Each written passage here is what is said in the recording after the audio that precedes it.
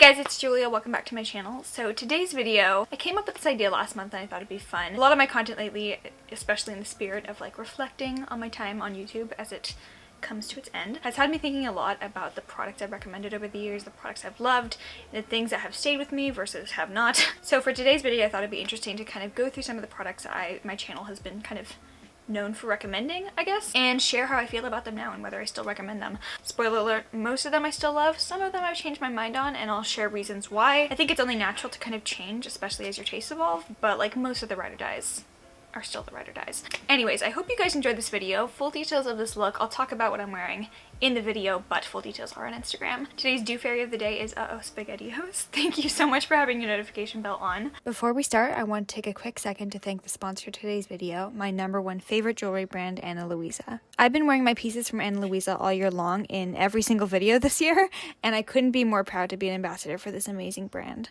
Ana Luisa is 100% carbon neutral. Their fine jewelry materials like gold, silver, diamonds, and pearls are all sourced ethically and sustainably, and they also provide luxury jewelry while keeping their prices low without a luxury markup. Their pieces are the perfect gift. I'm gifting pieces to my sister, my mom, my aunt, and my grandma this year, all from Ana Luisa. And in the spirit of the holidays, I kind of want to do a little gift giving guide and share some of my favorite Ana Luisa pieces in my collection. Keep in mind they do small batches in the interest of sustainability, so not all their pieces are always available. My newest pieces this month are the Suryaz butterfly necklace, this beautiful simple ear cuff, and these stunning double hoops. I wore these all to work and the compliments, I tell you. But my picks, if you wear earrings, my favorites are my 14 karat gold huggy hoops. I also really love my diamond stud huggy hoops and my Suzanne huggy hoops. I love huggy hoops. Clearly, I love small, dainty jewelry, and these are the pieces I can wear in the hospital and they don't get in the way, but they can be dressed either up or down depending on the day. My other favorites include the Felicia and the Rowena necklace and the bracelet. I wear my bracelet every single day, but I'm also constantly wearing my necklace. And as always, you can use my code JULIA10 to check out Ana Luisa. Huge thank you again to them for sponsoring today's video and for supporting me and my channel this year. And without further ado, let's get crack-a-lackin'. I will never grow out of that intro.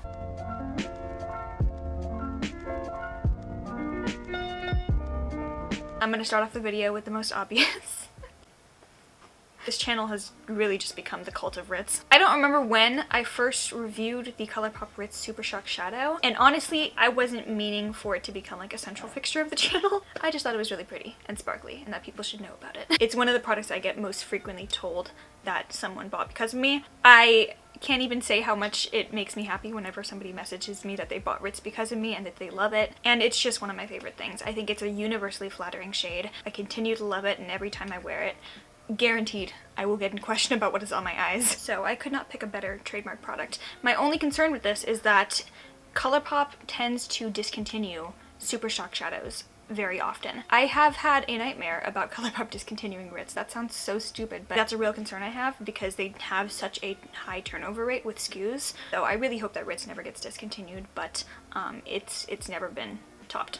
These two things were the first things I thought about when I was making the list for this video. The two major Morphe palettes. I'm wearing the James Charles on my eyes right now, and then I have the Jaclyn Hill as well. Both of these palettes, I believe at some point have been like my #1 favorite palette in my collection. These are also the two number one and number 2 best-selling Morphe palettes of all time. I do love both of them for different reasons. So I'm currently wearing the James Charles palette on my eyes right now. Really love this palette for its colorful mattes. The shimmers in here, not so much. In my recent anti-haul, a subscriber commented that the shimmers in here are basically sweaty mattes, and I can never unsee that. So henceforth, I will now only be referring to the shimmers in the James Charles palette as sweaty mattes.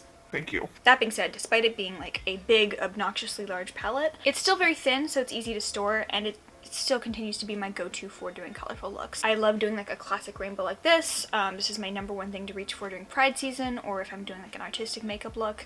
I just like how the shades in here perform a lot. Is it like the most unique color scheme? No, it's a rainbow palette, but it's a good rainbow palette. So the James Charles palette for me is something that I still love and recommend. The Jaclyn Hill palette though, not so much. Not because I don't love mine. I still use this fairly often. I still like the quality of the shadows I have. I no longer recommend this palette just because you can't get this formula anymore. So this, I don't think I've even mentioned on the channel this year.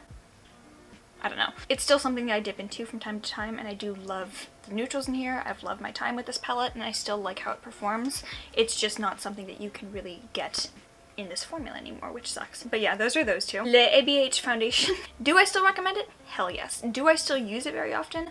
No, just because I've been on my no foundation journey, which I need to shut up about. It's still a banging formula though, and to my knowledge, they haven't reformulated it, so yeah, I still recommend this one. It is also my current best ever shade match. So though I'm not wearing foundation on a daily basis anymore, on like special occasions or sometimes when I'm filming, if I'm having a little bit of a bad skin time, this is my favorite thing to go for. It's not something I use as frequently as I once did, but it still do be very nice. Highlighters. I have 3 different ones from back in the day of when cream products never touch my face. Disgusting! But I still love 2 out of 3. The first one is the Colourpop Flexitarian, which continues to be one of my like top recommendations for a really good affordable highlighter. In terms of drugstore, this is the #1 highlighter I recommend. If you're wanting something more subtle, I would go for the Essence Pure Nude, but if you're wanting like bam, this is so blinding that it's actually kind of ridiculous. Like, it's not one of those things I feel like I can pile on and still look amazing. This can definitely look stupid and overboard if you do too much. But I think that's one of the perks of it, is that it's so pigmented that you don't have to use a ton, so you get a lot of longevity out of a little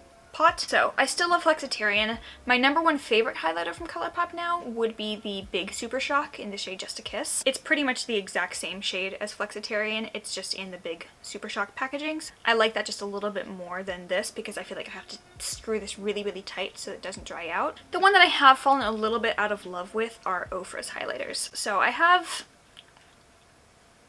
I don't know the shade, I believe this is Star Island. At one point I owned like 6 different Ofra highlighters. They were my #1 favorite for a long time. They're probably the most blinding powder highlighter ever. Like, there's a reason Nikki Tutorials collaborated with them. They are crazy. Case in point, Star Island. I still keep this around because sometimes I just want to look icy. At the same time though, that's kind of why I don't love the Ofra highlighters as much, because they're so blinding and so icy that it's really hard to make them look somewhat natural. Whereas at least with the Amrezy highlighter, I can get it to look blinding but still somewhat skin-like. These are very powdery and kind of drier in texture, so while they are incredibly blinding, probably the brightest highlighter I own, it's not something I reach for as often. And then the Amrezy highlighter, this is rationed. It just doesn't fail though. It's still the first thing that I reach for on special occasions when I just know that I want my cheekbones to look immaculate. I've found some dupes of it formula-wise and shade-wise. I think the closest dupe would be the Clio Air Prism highlighter, but even that, just, it doesn't come close. So this is something that I still love, but I don't talk about it as much anymore just because it's not something that's like available and still able to be purchased. But does it still bring me joy? Absolutely. It's one of the few things that still does. A few products I have on sticky notes because I don't have them anymore, so that should give you an indication. But the first one is the Kylie Cosmetics Purple Palette. This was never like a ride or die favorite for me, but I think it is something I was known for recommending because I just talked about it a lot. I stand behind it. I still think that is the best and most unique color scheme Kylie Cosmetics has ever put together. It wasn't like the best formula I've ever tried, but it also wasn't bad either. I would say it was like, it wasn't the same formula as Colourpop, but it was like the same quality as like a standard Colourpop palette. There are some Colourpop palettes that are a little bit better in quality and a little bit worse in quality. It was like middle of the road for me. The reason I love the purple palette so much was because of that one lavender shade that I was keeping that entire palette for, just that one lavender shade. I eventually decluttered it and found other lavenders I love more, so the Odin's Eye Solon palette now has my favorite lavender shade, and I no longer have, nor do I recommend the Kylie purple palette. At this point, I'm not even sure if it's the same formula. I know Kylie is another brand that consistently reformulates their products, which I don't know why. That palette was pretty. It was not amazing, but it was pretty. Miss Gemini. I will always hold a candle for this palette that is more fragile than my ex's ego. I would say, especially over the past couple months, this has kind of lost a little bit of its like sparkle in my heart, just because I haven't been reaching for like this kind of darker half of the palette. But if I'm ever in a mood to do like grungy tone neutrals, this is like the first thing that I think of and reach for. So I absolutely still recommend this one. I think it's still my favorite product and palette from Melt Cosmetics. I would definitely not recommend buying it from the Melt website. I would just recommend getting it in stores at Sephora, because at least there you can make sure that yours does not come shattered. Mine, like if I look at it the wrong way, it's just like I still love Gemini, not as much as I used to, but I still love it. Coconut Mall. The Marc Jacobs Coconut Bronzer has carried so many get ready with me's on this channel. For a while, this was like my #1 favorite bronzer in my collection. It's not anymore. I do love the Fenty one just a hair more, but it is still a really great quality bronzer. I have noticed it drying out just a tiny bit as it's aged. This bronzer, I want to say, is like almost 3 years old. I, again, don't believe that makeup products expire, so it's fine. It hasn't catalytically changed in formula, just a tiny bit that I do notice. Is it worth $50? Is anything, but I love it, and I think if you're wanting to just invest in a really beautiful quality bronzer, this is a lovely thing to go for. It's not my #1 favorite bronzer in my collection anymore, but it's ugh. This is one that I've drastically changed my mind about. The Drunk Elephant TLC Framboos Glycolic Night Serum.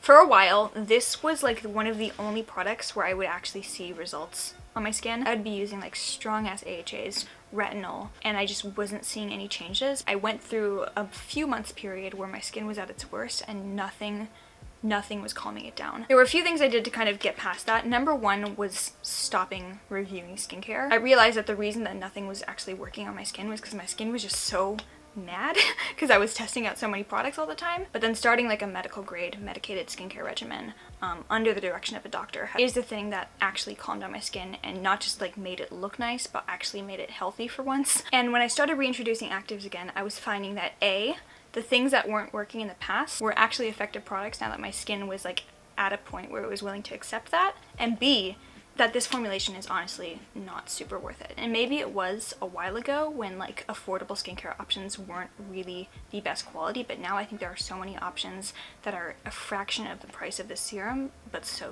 good. Good Molecules is my personal favorite, like more affordable skincare brand. I like their formulations just a tiny bit more than the ordinary. This isn't a terrible serum by any means, but I don't think it's anywhere near worth the money. The Nabla Soul Blooming palette. This for a while was my #1 favorite palette from Nabla. I never thought I would declutter, but I did end up decluttering it shortly after I did my like Nabla full review video. For a while it really was like my favorite palette from Nabla. Now I would recommend obviously Side by Side. I will shut up about it never. But also I think the Secret palette, even though the packaging is not nearly as pretty as Soul Blooming, I still think that palette has like the best of everything that Nabla has to offer in terms of offering colorful shades, a bunch of different textures of shimmers, and just really good quality mattes. There were a few like kind of chunkier shimmers in there that I didn't love as much. That palette was lovely for a time, but I did end up passing it along, so it's no longer my favorite palette from Nabla. This was an era. The Burts Bees Toasted Cinnamon Blush for a while was just something I would not shut up about, and I got it off the recommendation of Kathleen Lights as something that worked really beautifully on her fair skin tone, and she and I have fairly similar like foundation shades, and I tend to really love her like base and cheek product recommendations. So I, for like a good 1 year period, was just using this religiously. It just one day stopped looking good on me. I don't know why. Like, nothing has changed in my opinion about the formula. I still think it looks like a classic brownie toned, almost like reddish terracotta blush. It just looked really weird and almost orangey on me one day when it used to kind of just look better. I don't know. I kept trying like to go back to it and see like maybe that was just an off day, but it doesn't look good on me anymore.